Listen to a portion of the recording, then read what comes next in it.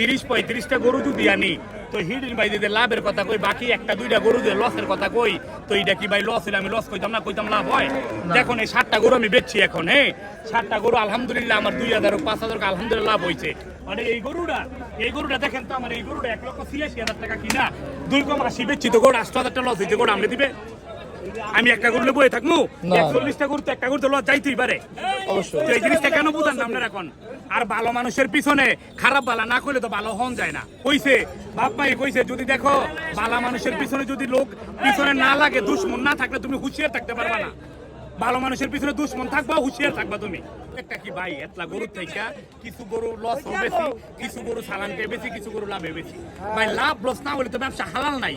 আর আলহামদুলিল্লাহ আমি চাই বলে যেতলা গরু বেশি বেড়ার এতলা বিড়ির মধ্যে কোক না বলে আমার 100 গরু আছে, 200 গরু আছে, সকলতে মোহে কয় সবটি গরু দেখাই তো কেন? আর আমি চাই বলে গরু দেখাই দিই, সবটি দেখাইনি কোন কুড়ি সমনি দেখাই, গার মরা দেখাই, মিশানি দেখাই, বাড়িতেও দেখাই দেয় না। প্রমাণ ফাননি আমার কথা কোন?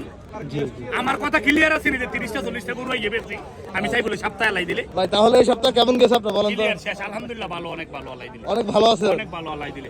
ভালো কি আলহামদুলিল্লাহ আল্লাহ দিলে, খরচ মর্চ করে আল্লাহ দিলে সপ্তাহ আল্লাহ আলহামদুলিল্লাহ তো 1 লাখ কামাই আল্লাহ দিলে, পোলাবের বেতন দিয়ে আলহামদুলিল্লাহ এই 7টা ব্যস্ত হয়েছে, বেচা হয়ে গেছে।